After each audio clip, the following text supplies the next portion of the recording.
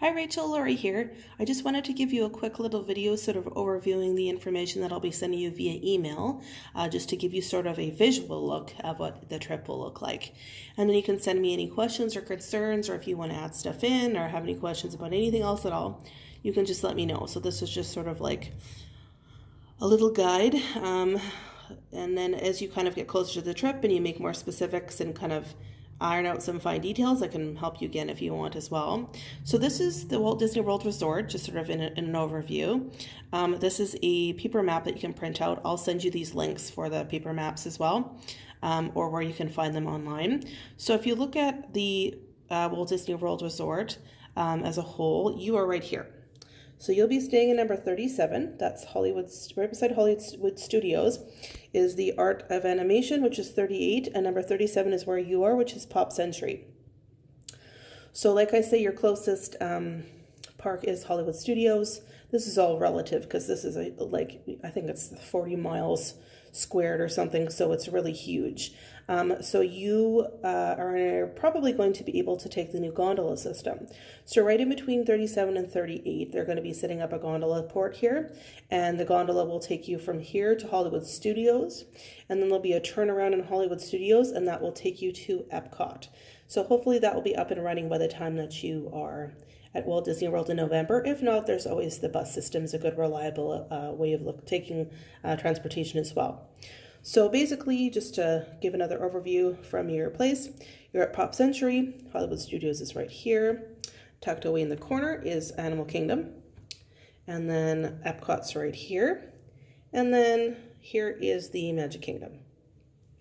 So when you're at the Magic Kingdom, you're going to be taking the bus system, probably, or the gondola system, I assume, instead of parking. You could if you wanted to, but the thing about going to Magic Kingdom via bus is that it drops you off kind of closer to, which is good. So you're still going to want to plan a little bit of extra time to get into the parks and through security and stuff, but you won't have to take the monorail or the ferry unless you want to.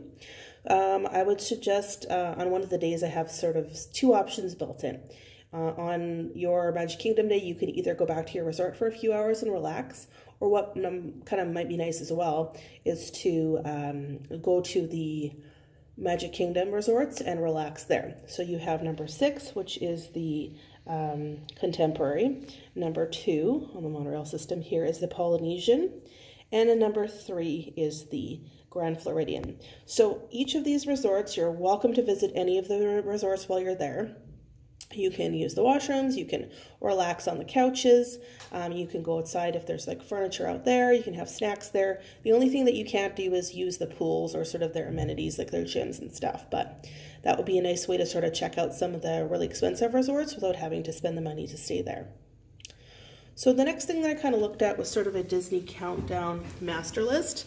So this is a master checklist. Once you have your resort booked, your transportation booked, your ticket, and your flight, these are some other things you might want to do. So 9 weeks before or even now, you could download my Disney Experience app. Oh, sorry, I'm on my phone here, so my phone is shaking a little bit. You could download my Disney Experience app and get your fast passes ready to go, do all that kind of stuff beforehand to check out the parks. You can order food from here. You can check out where the closest bathroom is, how long the wait list is. It's a really good app to have on your phone or your tablet.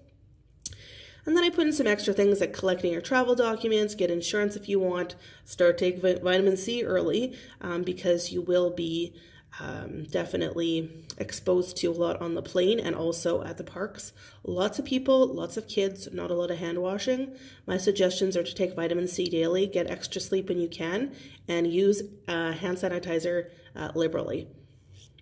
So these are just a couple of other things about maybe prepping your house, preparing for your trip. I have a separate packing list here. So your packing list, this is what David and I have sort of come up with. It's quite short. These are the things that you need and it would be good to have, but nothing too excessive. You could even pare this down as well because we usually go for like 5 days to 2 weeks. So we tend to pack light, but you might not need a fancier outfit if you're not going to like a sit-down restaurant. But always try and think of layers. Have a short sleeve shirt, have a long sleeve shirt, or like kind of a hoodie or a shawl of some kind. Have a short pair of pants, like a capris or shorts or a skirt, and then also have a long pair of pants, just so you're prepared. It could be anywhere from super hot to kind of cool in the evenings. When we've gone, usually it's been, you know, anywhere, I'm trying to think of like it's been like 80 degrees, sometimes 75, 80 degrees plus during the day, and then cooling down to the 60s at night. Sorry, I had to do some math in my head because we do Celsius in Canada. And then just a couple little things about what to bring, like personal items in your purse or something. Okay, so then I have some information here. So WDWinfo.com is a good place to get some information, crowd calendars, and they also have these maps. So this is just sort of an example of a PDF map. It's a flattened out version of the sort of like the pamphlet maps that you would get at the park. So I just pulled this up just so I can kind of do a little explaining along the way of kind of the itinerary. So on your Magic Kingdom day, you're going to come to the entrance, you go through security, you go through where they check your ticket and everything, and then you go up Main Street. So you go up Main Street USA till you hit about here. This is the hub right here. It's right in front of the castle. So they'll hold you here. They have the little streets kind of blocked off to go to all the different lands, which are Tomorrowland, Fantasyland, Liberty Square, Frontierland, and Adventureland, until right at, like, if it opens at 9, at 5 to 9, they have a little castle show with the fairy godmother and Mickey and Minnie, and then they sort of release you into the parks. So my suggestion is to take this little walkway right here into Tomorrowland. So once you get into Tomorrowland, hop on Buzz Lightyear Space Ranger Spin. It's kind of a slow-moving, like, laser kind of shooty game, which is kind of fun. And then hop onto the People Mover. And this little circuit right here, that little kind of gray line right there that goes around, that's the People Mover track. So what's really cool about that is that you go through Space Mountain, you go through Buzz Lightyear Space Ranger Spin, and you kind of get to see the inside of it and experience it a little bit without having to go on like the crazy roller coaster. So I would suggest doing that. And then once you're finished in there, take this walkway up here.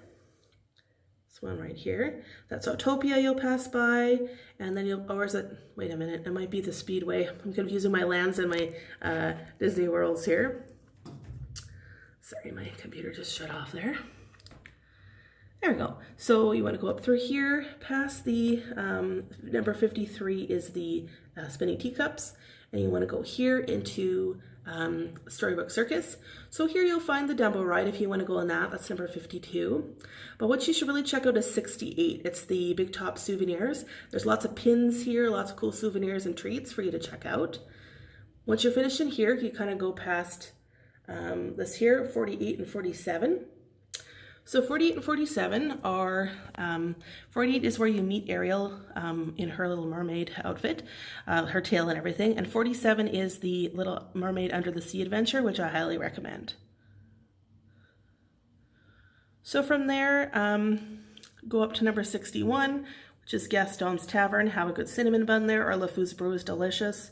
Sit down, relax for a few minutes, and then you kind of like walk into the main part of Fantasyland, which is where the 42, which is the carousel there. So I've suggested that while you're there, to check out Fantasyland, ride Peter Pan if the wait isn't too much, and see Mickey's PhilharMagic. And then from there, kind of cruise on over through past Liberty Square. And then this little place in the corner here, number 36. Oh, it's not focusing very well. That's the Haunted Mansion. So go on the Haunted Mansion if the wait isn't too long. If it is like longer than half an hour, I was just waiting till a little bit later, and I built that into the plan as well. So from there, you kind of go down here, take this little path, and then I have Pirates of the Caribbean, Jungle Cruise, and Splash Mountain as kind of my recommendations. Splash Mountain seems intimidating, I know, because of that big drop, but that's really the only thing that's intimidating about it. A few one sort of little small splash down, it's pretty smooth, and then one big one at the end there. But for the rest of the time, it's a really cool, like longer than you would expect ride about Brer Rabbit. And then from there, I have, after Splash Mountain, if the train is running, I would suggest taking that because it'll take you all the way around up to Main Street, USA. If not, just take your time and just sort of slowly walk towards Main Street, USA and get yourself a spot kind of right at this is the main train station here, number 1. I'd say anywhere around there, around that loop in the front, to get a good spot for the Fantasy Fair parade. That's at 3 o'clock. That is an amazing parade. It's all of the princesses, all of the Disney characters, super bright and colorful, just lovely. And then from there, it'll be around 3:30. So then I either suggest that you go back to your resort and relax until maybe 6 o'clock, 6:30, and then go back to Magic Kingdom, or like I said before, maybe go to one of the big hotels and just sort of relax in their atrium and sit in their chair for an hour or two and have a snack and check stuff out, get their air conditioning, and then go back to the Magic Kingdom for about 6 or 6:30. Then I would suggest going back to Fantasyland, which is here. If they have, if you didn't get to ride Peter Pan, check out the wait time. If not, definitely do Small World at this point in time. That's kind of an iconic ride. And then from there, I would suggest going back to Tomorrowland because the People Mover looks awesome and completely different at night. A lot of it's outside, so you get to see the castle all lit up and all the lights on everything. It's definitely a different experience. And then after that, just sort of putter around until closer to park close. And then if you go to Fantasyland and you kind of park yourself right around this 54 here, anywhere in that path there is a really good spot, or actually right here as well, where the entrance of Tomorrowland is a good spot to watch the projection show and the fireworks. So that is kind of how I would do Magic Kingdom. And then let's see if I can switcheroo this up to... Okay, so here is Epcot at a glance. So for Epcot in the morning, same thing, try and get there as early as possible because people usually start strolling in late. So that first hour and a half, you can really do a lot without a lot of lines. So the first thing I have is that big globe right at the front there, which is Spaceship Earth. Hop on there. It's amazing. It's about a 15-minute ride or so, 20-minute ride, and it just takes you through history. It's really cool. Then I suggested to go to Future World West and go to Nemo and Friends. Really cool, slow-moving clamshell ride about Finding Nemo. Then go to the Living Seas, which is in that same building. They have manatees and tropical fish and sharks and stuff. Check that out for a little bit. And then just to head down and go to Figment, which is Ride Figment, which I said maybe book a fast pass for. And then go to Club Cool, which is in the same sort of area here, and get yourself some free Coca-Cola beverages. They have all these samples of international Coca-Cola, which is awesome. Then sit down for 20 minutes and relax. There's right here in the middle, in 20, there's a fountain that has different splashy effects, and sometimes it goes to music and stuff, just to kind of relax and kind of chill for a minute. Then I said to go to the character spot, which is right, I think it's around 45A, 45B, where those Mickey heads are. And for one fast pass, you can see, you get to take pictures with Mickey, Minnie, and either Goofy or Pluto. So that's really the best bang for your buck. I wouldn't bother unless the lines are short at Magic Kingdom to see any characters. This is a good place to do it. So after that, I said to go to here, which is around here, which is the 48 A's and B's, which is where, it is in the 47 area here, right under Future World West, and that is where Living with the Land and Soarin' is. Soarin's a really cool ride. It's kind of like you're in a hang glider and you visit different parts of the world. You do go up in the air, but it's very tame. There's not a lot of movement to it all. So I would highly recommend using a fast pass for that. And then while you're there, you can go to Living with the Land and you won't need a fast pass for that. So once you're finished with that, you've used your 3 fast passes. I would recommend checking the app and maybe booking a 4th one if you can, and see what's available. So option number 1 for your afternoon is basically you can tour the World Showcase starting with Mexico. There's the Mexican Donald Duck ride. Check out the wait time in Norway for Frozen. And then there's the Jewel Acrobats in China.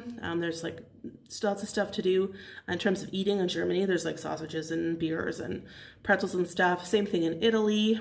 The American Experience, they have the Voices of Liberty, which is a choir. Number 21, this little theater here. Usually there's some sort of musical thing going on here as well.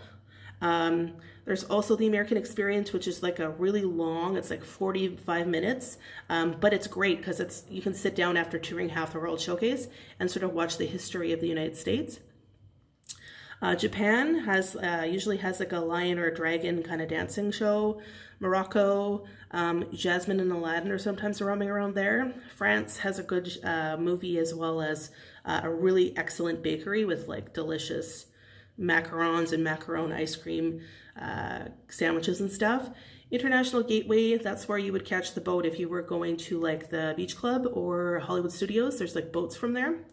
United Kingdom usually has the music and lots of cool little shops. There's also the meet and greet with Mary Poppins. And then Canada has a movie and also like a falls kind of situation there. So that's what you could do in the afternoon, and then re-ride anything that you want to, have some supper, and then just hang out until the fireworks show. Hopefully illuminations will still be running here in the World Showcase Lagoon at that point in time. I'm not too sure. Option 2 is to, after you're finished with the Living with the Land, that you head back to the resort for a bit of a relax, and then head back to Epcot at 4:30, and you'll still have time to go around, like 3 hours to go around World Showcase and check it out before the fireworks start. It basically just depends on if you want to re-ride anything in the future world here. So that's kind of just a little bit of a rundown on it. So I'll send you all that stuff and the itinerary in an email as well. Hope this helps, and we'll talk to you soon.